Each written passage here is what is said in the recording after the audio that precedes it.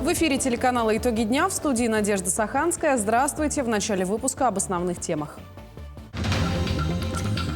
На автодорогах Колыма и Вилюй в Якутии снизили грузоподъемность ледовых переправ. С 3 апреля проезд разрешен для транспорта весом до 30 тонн. На реке Кенкеме провели субботник. Очистка этого завала поспособствует прохождению рыб на нерест.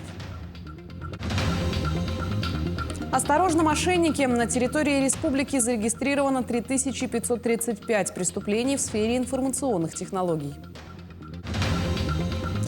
С нового года в Нерюнгри работает новый аэропорт. Реконструкция объекта велась более 2 лет. «Когда весна бьет ключом» в честь 75-летия Марфы Расторгуевой вышла в свет книга по воспоминаниям дорогих ей людей.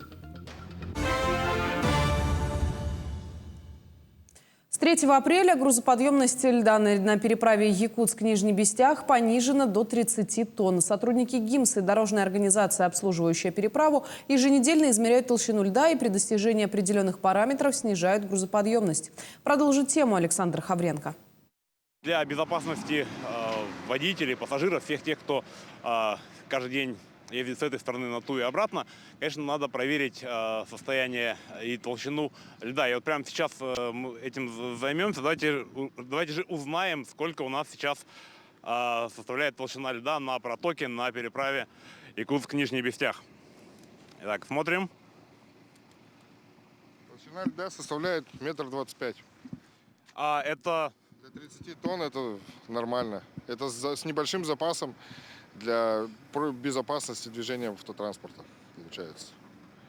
А вот если сравнить по среднегодовым, говорят, что в этом году лед немного тоньше, чем обычно. Да, вообще в это время уже в многих местах достигает 2 метров льда. 1,60 м, 2 метра.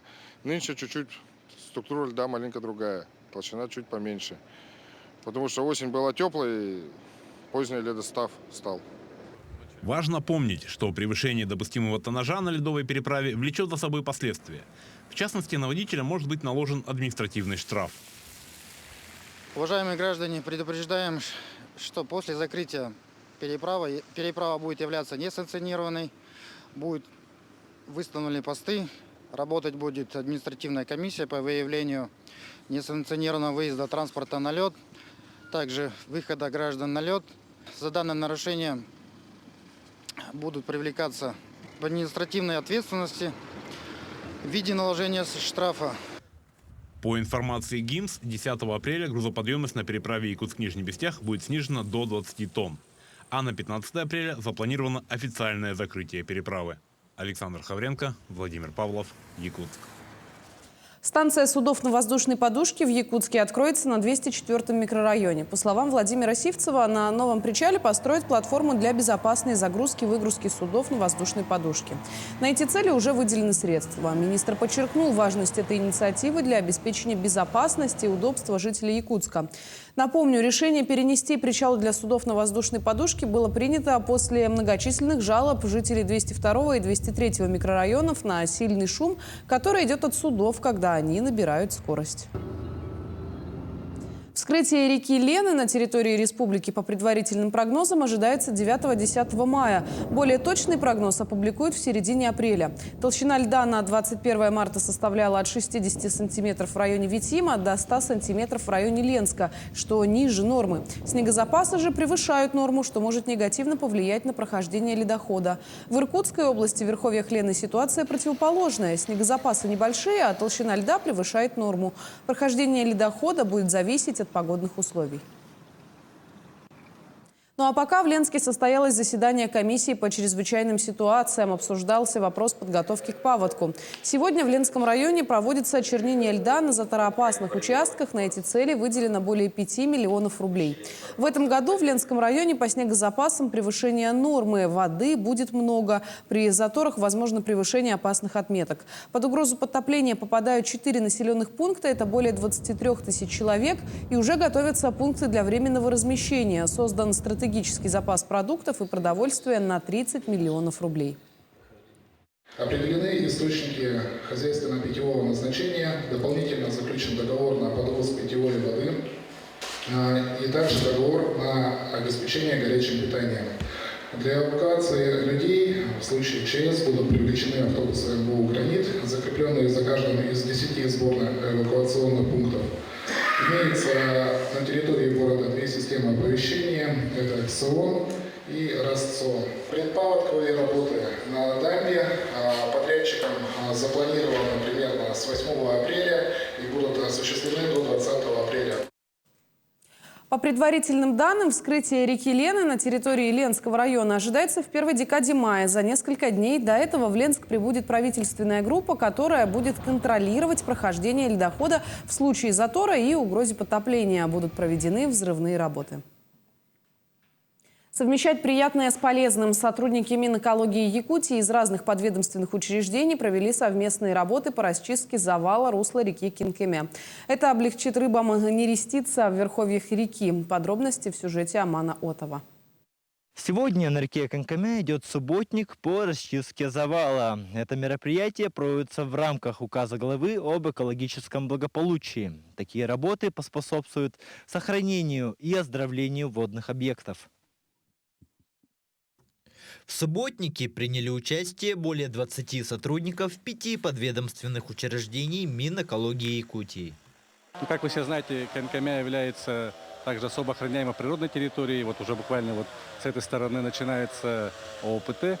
И получается, мы в данном мероприятии, пытаясь очистить вот это русло, помогаем, во-первых, самой реке Кинкеме, также по улучшению экологического потенциала и также по развитию экологического туризма на ОПТ.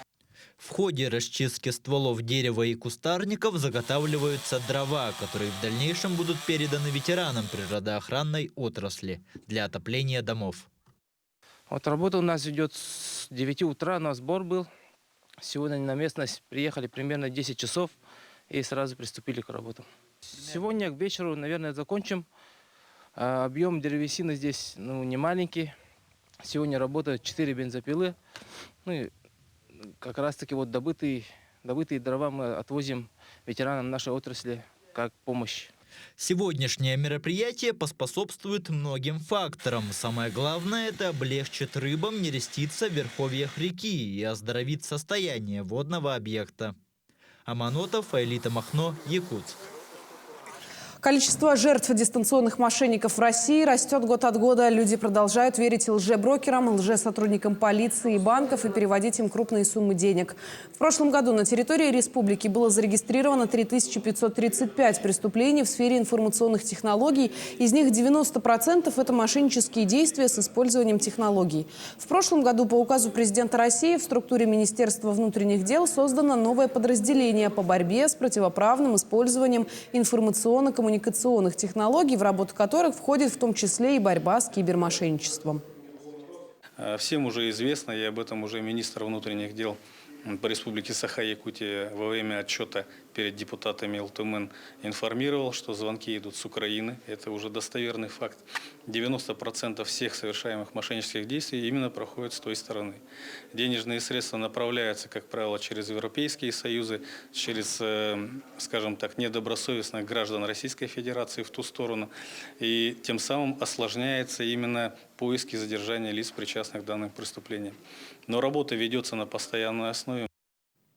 Оперативный штаб Якутии по дополнительному обеспечению оснащением и снаряжением участников от республики, задействованных в специальной военной операции, продолжает свою работу. Новый перечень сформирован с учетом пожеланий военнослужащих и опытом работы опорных пунктов республики в ДНР. Также утверждена планируемая к закупу номенклатура специальной техники и военно-технического имущества, необходимого для оснащения и снаряжения участников СВО. Кроме того, на минувшей неделе в зону спецоперации отправили 4 транспортных средства, предоставленных безвозмездно администрацией Вилюйского, Хангаласского районов и личного автотранспорта как адресной помощи. В рабочем порядке продолжаются и организовываться поставки, ведутся закупочные процедуры по заключению контрактов на поставку товара материальных ценностей. Буквально на прошлой неделе приступили конкурсные процедуры закупок по поставке ТМЦ для военных формирований Восточного военного округа, имеющих подразделения по работе с беспилотными летательными аппаратами. С нового года в Нерюнгри работает новый аэропорт. Реконструкция объекта велась более 2 лет. Строительство взлетно-посадочной полосы и нового аэровокзального комплекса стало возможным благодаря реализации в Якутии нацпроекта «Комплексный план модернизации и расширения магистральной инфраструктуры». С открытием нового аэропорта расширилась и сетка полета. Появились новые рейсы до Красноярска, Эльгинского угольного месторождения, а также увеличилось количество рейсов в Москву, Новосибирск и Иркутск. Теперь в эти города самолеты летают практически каждый день. За 3 месяца работы аэропорт Нерюнгри обслужил более 75 тысяч пассажиров. Пропускная способность увеличилась до 300 пассажиров в час. Для пассажиров, значит, открыто, значит, все возможности, можно сказать, имею в виду. 6 стоек регистрации, то есть, соответственно, получается все удобства для регистрации даже параллельно 2 рейсов. Пассажиров, прошедших регистрацию, срочно приглашаем в зону спецконтроля для прохождения предполетного досмотра и посадки в самолет. Также в новом здании, несмотря на увеличившийся поток пассажиров, быстрее организован процесс обработки багажа и предполетного досмотра. Тут стало намного просторнее, теплее. Досмотр, конечно, более квалифицированный у нас пошел, потому что как бы 2 камеры мы уже. Нам не надо поднимать, вертеть, крутить самим чемоданы. Как бы у нас идет в 2 проекциях, сразу все видно. Качество обслуживания пассажиров значительно улучшилось. Благодаря одновременной работе нескольких регистрационных стоек, автоматической ленточной системе обработки багажа, комфортной зоне досмотра и зала ожидания. Сейчас нет такой давки, как раньше. В старом вокзале вообще было мало места, была давка. Здесь намного больше места, много мест для пассажиров, где они могут разместиться. Старый аэропорт, конечно, то еще. Ладно, а здесь тоже надо бы что-нибудь, чтобы покушать было. Какие-то кафешки или что-то. А так, в принципе, нормально. Модернизация коснулась не только здания аэровокзала, но и других объектов. Это новая аварийно-спасательная станция и обновленная взлетно-посадочная полоса с увеличенным коэффициентом сцепления и современными световыми приборами. Светосигнальное оборудование – это совокупность аэронавигационных огней, которые установлены по определенной схеме на аэродромном поле. Это совокупность электрооборудования и аппаратуры дистанционного управления, предназначенные для взлета, посадки и выпуска вылета воздушных судов, а также руления воздушных судов на перроне. Реконструкция позволила повысить эффективность и результативность работы аэропорта, который всегда считался воздушными вратами Южной Якутии. Напомним, что Нерюнгри – это 10-й по счету аэропорт, который модернизировали по национальному проекту в республике. Ирина Жданова, Вадим Барашков, Нерюнгри. Полет в виражах. Около 70 школьников стали участниками регионального этапа Всероссийского чемпионата пилотирования дронов «Пилоты будущего». Это 17 команд из 12 районов Якутии. Они показали мастерство владения пультом управления FPV-дроном в скоростном пилотировании. Подробнее о ходе соревнования расскажет наш корреспондент Тимур Колмогоров.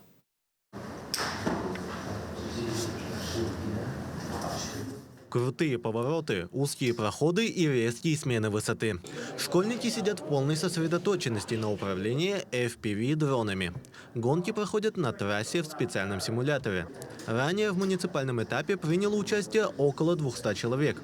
Из них на региональный этап вышли порядка 70. Айтал Васильев – один из них, прибывший из Нюрбинского района. Впервые я заинтересовался дронами, когда я был на уроке информатики. Сперва я думал, что это занятие не так уж и не будет легким. Но когда я попытался, оно оказывается даже более легким, чем кажется.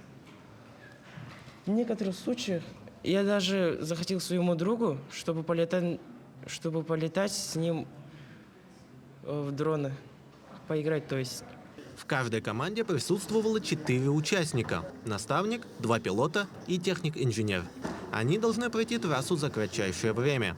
Кроме этого, их ждала теоретическая часть, ошибка на которой прибавляла по секунде за вопрос к общему времени. Итогом пилотирования является сумма времени лучших результатов обоих пилотов. Ребята, которые со мной приехали, занимаются 1-й год, у них первое соревнование. И это как ознакомительный конкурс для них. Мероприятие проводится региональным отделением движения первых совместно с Федерацией гонок дронов России. Основная цель чемпионата – получение молодежью востребованных навыков в управлении и разработке дронов.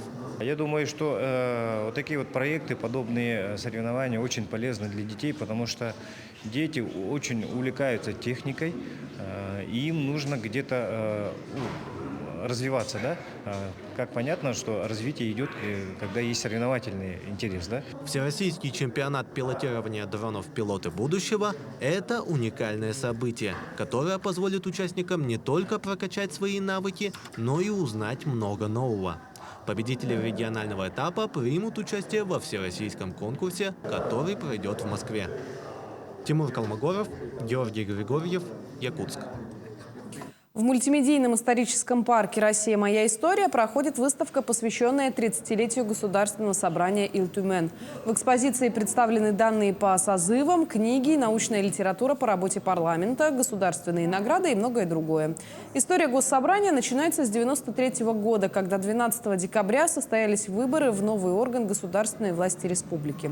За 30 лет деятельности принято более 3000 региональных законов и 10 тысяч постановлений. Выставка будет работать с 20 марта по 14 апреля. История происходит с 90-х годов. Именно с 30 октября 90-го года. То есть при образовании государства Российской Федерации поднимался вопрос, а именно становления суверенитета Республики Саха-Якутия. Также именно благодаря этому и создается Государственное собрание Ил-Тюмен 30 октября 1993 года. Профориентация и трудоустройство. Мирнинский политехнический институт разрабатывает план сотрудничества с СУЗами. Делегация с разных колледжей республики побывала в институте, где ознакомилась с обучением, а также обсудила тему стажировки преподавателей и поступления студентов СУЗа в МПТИ. Подробности смотрите далее. Сегодня в Мирнинском политехе функционирует 6 кафедр, где подготовка ведется по 17 образовательным программам и 8 направлениям. Выпускники института проблем с трудоустройством не встречают, так как большинство из них устраиваются на работу в крупные промышленные предприятия. За последние годы в институт все чаще стали поступать студенты после окончания средних профессиональных учреждений. Ребята хотят работать после окончания техникума, но и работодателю все равно нужны высококвалифицированные специалисты, им надо повышать квалификацию, и ребята поступают на высшее образование, обучаются, и мы даем им возможность совмещать обучение и работу по специальности. Это сейчас новые реалии, да, такие подходы мы используем уже несколько лет, и они свои результаты дают. То есть ребята уже закрепляются на производстве, им уже даже не надо помогать с прохождением практики, у них уже в этом плане все настроено. И потом уже, опять-таки, потенциальное трудоустройство, они уже закреплены на предприятии. Мирнинский политехнический институт разрабатывает план сотрудничества с средними профессиональными учреждениями. Уже сегодня обсуждается тема стажировки преподавателей и поступления студентов в МПТИ с директорами разных колледжей республики. У нас сотрудничество является в том, что мы в будущем хотим тоже, чтобы у нас студенты там обучались и получали высшее образование. Также выпускники Минского тоже института являются преподавателем в нашем техникуме. В связи с этим у нас есть налаженное тоже взаимодействие с ними. Наш техникум сотрудничает с компанией «Алроса», поэтому наши выпускники, когда тут расстраиваются в компанию, могут проходить заочное обучение в политехническом институте и повышать свою квалификацию. В связи с этим, да, иногда наши выпускники, конечно же, проходят тут обучение. Взаимодействие СУЗов с вузами является залогом успешного будущего отечественной промышленности. Сегодня главная задача – это объединить усилия всех сфер от научной до производственной для того, чтобы знания и разработки молодых квалифицированных специалистов, восприимчивых ко всему новому, стали основой развития промышленности. Анна Васильева, Мирный. В Алданский детский сад «Крепыш» пришли новые воспитатели, десятиклассники лицея. День самоуправления прошел в рамках профориентационного проекта, предполагающего внедрение в профессию педагога. Школьники регулярно приходят к младшим товарищам, проводят с ними игры и занятия. Как работать с малышами, подростки рассказали нашим корреспондентам. Рабочий день в детском саду «Крепыш» начинается с традиционной 5-минутки. Сегодня воспитатели, нянечки и педагоги впервые приступают к выполнению обязанностей. К занятиям и играм с дошколятами новенькие сотрудники готовились серьезно. И сейчас приемы и технологии им предстоит отработать на практике. Это первый опыт. С виду кажется вот все, что легко, это все. А потом вот приходили на консультации к воспитателям, они нам давали конспекты, чтобы мы проводили какие-то занятия с детьми. Вот. И, тяжеловато это, конечно. День самоуправления в детском саду прошел в рамках профориентационного проекта. 10 класс лицея является педагогическим. В ходе практических занятий школьники пробуют себя в качестве наставников. Подростки, знакомясь с профессией, не только учат детей, но и учатся сами. Это не просто в том, что мы рассказываем о профессии, да, нашей, да, а это получается, как бы ребята получают профессиональные пробы. То есть они конкретно, в конкретном детском саду, они работают с конкретными детками, они работают с конкретными педагогами. В этот день в садике все было по-настоящему. Прием на работу нового сотрудника, беседа с родителями одного из воспитанников, поставка продуктов. В ведении заведующего вопросов масса. Пока Артур Станиславович разбирался в ситуационных задачах, у детворы шли занятия. Так воспитанники старшей группы совершили прогулку по лесу. Дети были полностью заинтересованы, дети были погружены в процесс, дети отвечали, дети с интересом выполняли все задания. Физкультура и музыка, развитие речи и математика. Занятия в группах велись согласно плану. Конечно, школьники волновались не на шутку. Однако, придя в группы, новые наставники нашли у своих маленьких воспитанников огромную поддержку. По молодым коллегам могу сказать, что мы спокойны за наше будущее. Будущее и поколение молодцы со своими задачами. Я считаю, что в этот день справились. Я не знаю, это, наверное, какие-то самородки алданские, вот эти ребятишки с лицея, потому что они с таким энтузиазмом согласились, их не пришлось подгонять. По завершении занятий был проведен педсовет, а когда прежние воспитатели вернулись в группы, детишки первым делом поинтересовались, когда школьники придут к ним еще раз. Татьяна Вахнина, Сергей Шипачев, Александр Лукин, Алдан. В честь 75-летия Марфы Расторгуевой вышла в свет книга по воспоминаниям дорогих ей людей. Книга «Марфа» на русском и якутском языках, предназначенная для широкого круга читателей, издана тиражом в 500 экземпляров. В книге с теплотой и любовью собраны воспоминания родных, друзей и коллег заслуженной артистки России, народной артистки Якутии Марфы Колесовой-Расторгуевой. Большой вклад в сборе материала для книги оказали Татьяна Егорова и Анастасия Стручкова, младшая сестра Марфы. Сегодня у нас такой день, именно вот в таком издании, прекрасном издании, в бриллиантовом цирке именем Марфы и Сергея Расторгуева. Презентация книги «Марфа».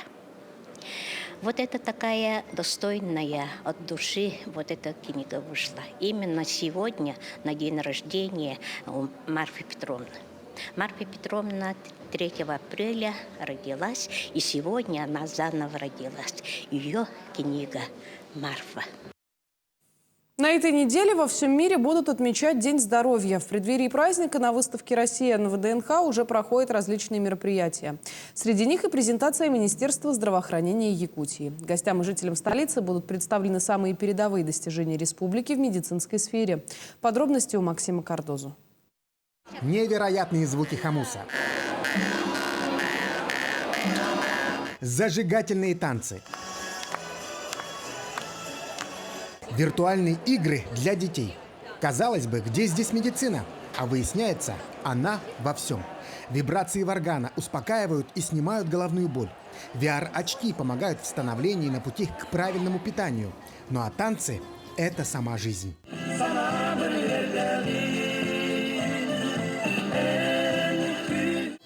Сейчас проходит этнофитнес, некая аэробика с элементами национальных танцев. Приглашают всех желающих размяться, поправить свое здоровье, потанцевать, приобщиться к культуре разных северных народов, ну и, конечно же, получить прекрасный заряд энергии и отличного настроения. Это 100%. Танцы – это, во-первых, эмоции, да, это общение. У меня центр занимается женщиной предпенсионного и пенсионного возраста. Вот для них вот развивается память, движение – это жизнь, да, и вообще общение, эмоции. На неделю здоровья, которая проходит на выставке «Россия», из Якутии приехали специалисты 7 самых крупных республиканских учреждений системы здравоохранения и компании «Сайбирия». Все они представили свои уникальные разработки. Сразу несколько направлений презентовал Национальный центр медицины. На сегодняшней экспозиции наш центр представлен кардиососудистым центром и медико-генетическим центром. Также у нас подготовлены видеоматериалы о работе нашего центра. Это уникальный многопрофильный комплекс, аналогов которого нет на Дальнем Востоке. И он объединяет у нас 5 клинических центров и 2 службы.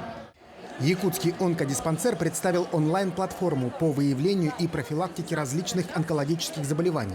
Человек дистанционно проходит анкетирование, и программа, анализируя данные, решает, нужны ли дальнейшие дополнительные анализы и прием у специалиста уже в офлайн формате. Эта программа уникальная. Такой программы в Российской Федерации на сегодняшний день нет. Прошли анкетирование более 20 тысяч жителей Республики Саха-Якутия, и у 46 жителей выявлено злокачественное образование, и причем на 56% это на ранней стадии. Да? И данную анкетирование можно пройти из любой точки нашей Республики Саха-Якутия. Самое главное, чтобы был интернет, можно по телефону. Кстати, на выставке посетители могут и в грязь лицом упасть. Лечебную, абылахскую. Богатые минералами природные смеси также привезли в Москву. Баночки с чудо-грязью, которая помогает лечить суставы, кожные и неврологические заболевания, расходятся на ура. И неудивительно. А неделя здоровья на выставке «Россия» продлится до 7 апреля. Максим Кардозу, Григорий Николаев, Москва. Наши корреспонденты следят за развитием событий. Оставайтесь с нами.